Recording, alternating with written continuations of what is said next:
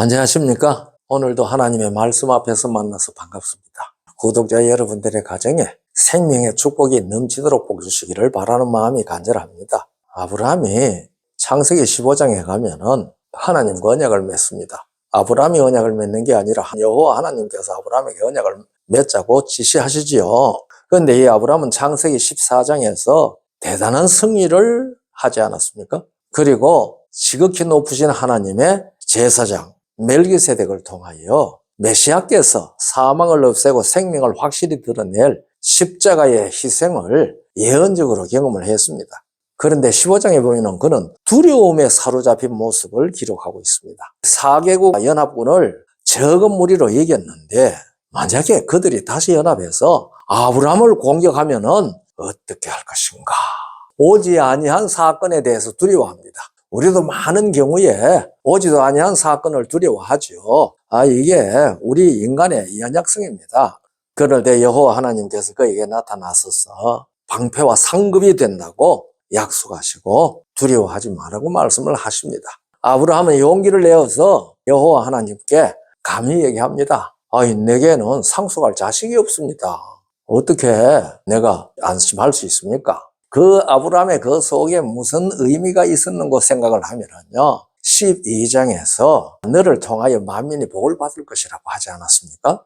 아브라함이 자기 때에 만민이 복 받을 것이라고는 생각하지 않았던 것 같아요. 그러니까 자기의 후손을 통해서 나중에 나오죠. 네 자손 그렇게 나옵니다. 그런데 우리가 갈라디아 보면은 자손이라는 것이 단수라는 것을 강조합니다. 여럿을 가리켜 자손들이라 하지 않고 네 자손 하나를 가리켜 자손이라고 했다. 이게 곧 그리스도다. 하나님께서 그 얘기를 들으시고 그를 데리고 나와가지고 하늘을 바라보면서 하늘의 별 네가 셀 수 있느냐?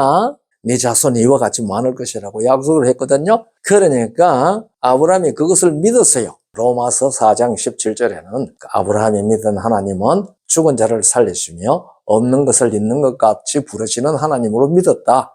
이것을 믿을 때에 의로 여기신다는 사실은 우리가 이미 공부한 내용입니다. 그런데 창세기 15장 7절로부터 11절에 내가 이 땅을 너에게 주겠다. 그러니까 이 땅을 나에게 주실 것을 내가 어떻게 알겠습니까? 그러니까 여호와 하나님께서 아브라함에게 언약을 맺자고 얘기를 합니다. 3년 된 암소, 3년 된 암염소, 3년 된 순양, 그리고 산비둘기, 집비둘기 새끼 하나씩 이렇게 해서 언약을 맺자 그럽니다. 그러니까 아브라함이 그 모든 것을 취해서 중간을 쪼개고 그 쪼갠 것을 마주 대하여 놓고 그 새는 쪼개지 아니하였습니다. 그럴 때 솔개가 그 사체 위에 내려앉았습니다.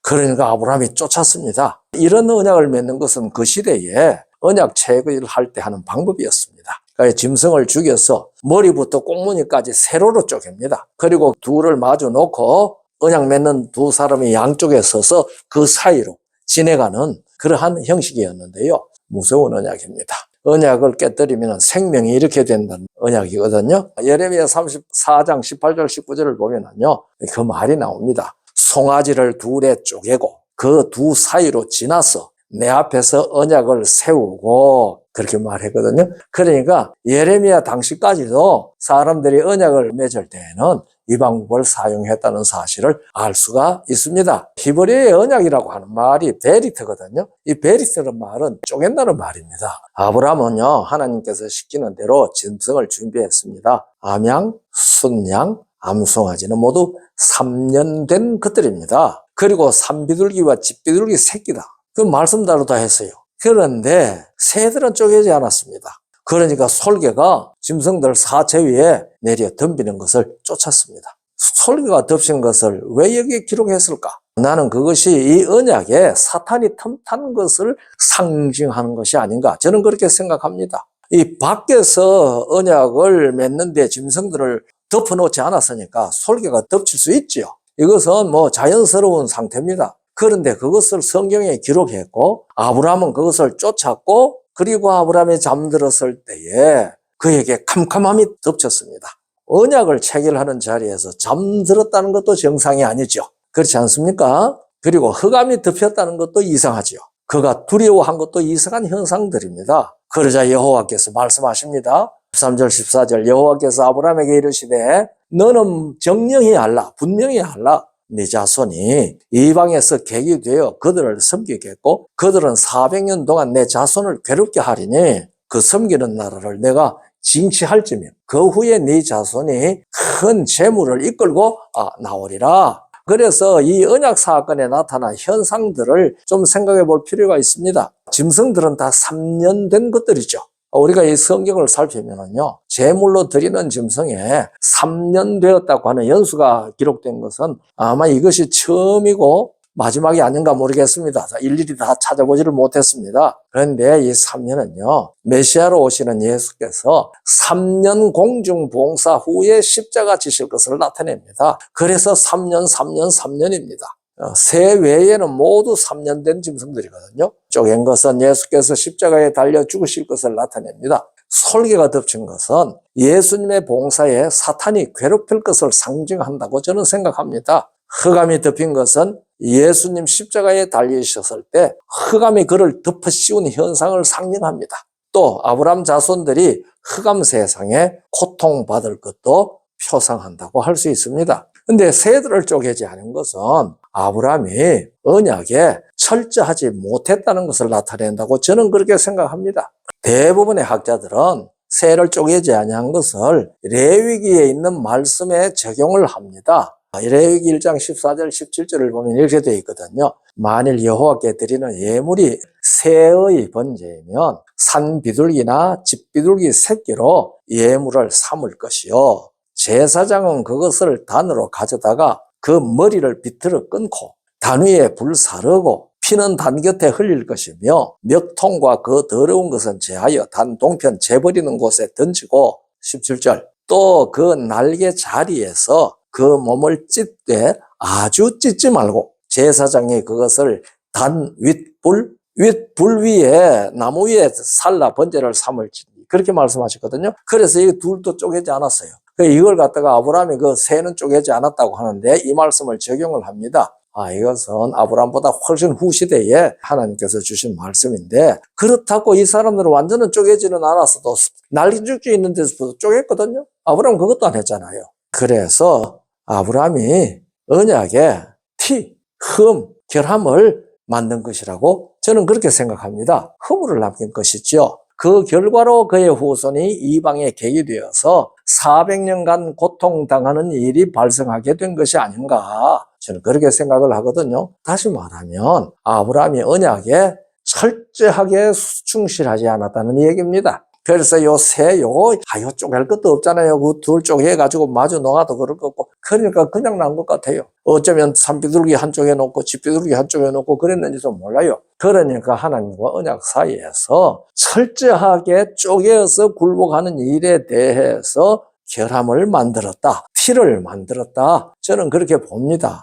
그래서 하나님께서는 아브라함의 결함에 불구하고도 그 쪼갠 동물 사이로 지나가셨습니다. 그러나 이 새들은 안 쪼갰죠. 그리고 스스로 언약을 체결하신 것이죠. 이것은 예수께서 친히 십자가에 달려 죽으셔서 창세기 3장 15절의 선포를 이루신 것을 상징합니다. 그러니까 십자가 언약은 인류와 의논하신 것이 아니잖아요. 여호와 하나님께서 일방적으로 선포하시고 실천하신 것입니다. 인류는 왜 죽을 존재로 출생하는지 세상은 설명할 수 없습니다. 오늘날 이 세상 사람들은 태어나면서 죽음을 향해 달려가는데 왜 그렇게 되는지 이 세상은 설명을 할지 못합니다. 종교가들이 그것을 설명하려고 노력해도 결과는 모르는 것이죠. 그래서 만들어 놓은 것이 몸은 죽지만 영혼은 죽지 않는다는 이론을 만들었을 뿐입니다. 왜냐하면 죽는 게 죽어도 싫거든요.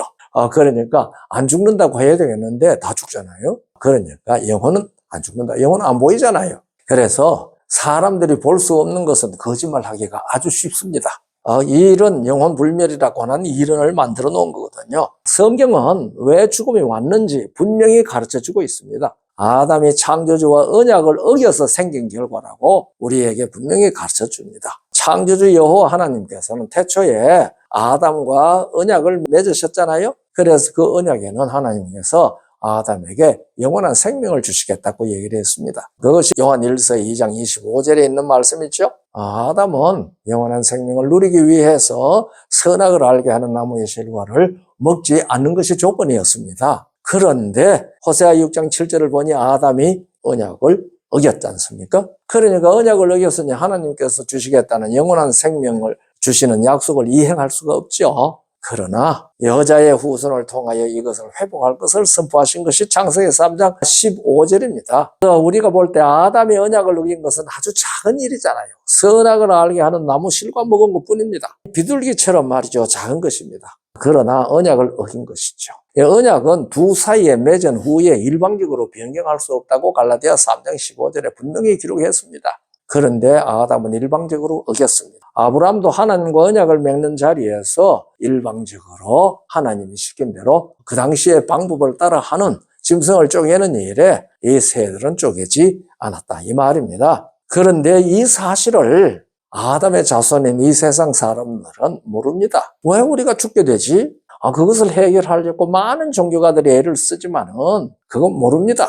성경은 그것을 분명하게 우리에게 가르쳐 주셨습니다. 왜 죽을 수밖에 없는지, 그렇게 됐는지. 그래서 하나님께서는 여자의 후손을 통해서 구주를 보내가지고 그 언약을 복원하실 것을 선포했습니다. 우리는 그거 모르죠. 그래서 사람이 죽는 걸 갖다 그건 운명적이야. 그렇게 말하죠. 아무도 피할 수 없는 운명적이야. 당연한 것처럼 생각합니다. 그런데 당연하지 않습니다. 이것은 언약을 어긴 결과입니다. 아브라함과 하나님 사이에 맺는 언약에서 아브라함이 결함을 만든 것을 통해서 시조 아담이 이런 결함을 만들어서 죽음이 왔다. 그래서 사망의 세상이 되고 거기서 너희들이 고생한다 하는 그 사실을 다시 말하면은요, 미니추어 해가지고 사람들이 알아볼 수 있도록 설명한 것이 창세기 15장에 아브라함이 언약의 결함을 만들었지만은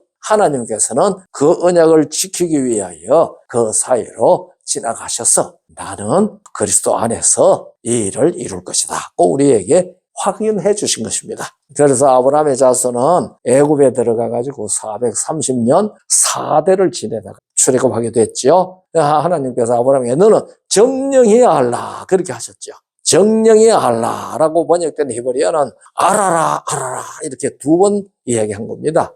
이것은 히브리어의 강조 용법인데 최상급이라고 말합니다. 아담이 언약을 어겨서 세상이 죄의 세상이 되고 그의 후손들이 죄의 종이 된 것처럼 조상 아브라함 언약의 결함으로 그의 후손이 애굽에 들어가서 400년 이상을 종살이한 것을 사람들이 아담의 후손이 되어 죄의 종이 된 사실에 대한 이해를 돕기 위해서 창세기 15장에 있었던 이 사실을 기록한 것이 아닌가 저는 그렇게 생각을 합니다. 우리는 예수 그리스도께서 새 언약을 통해서 언약을 이루셨습니다.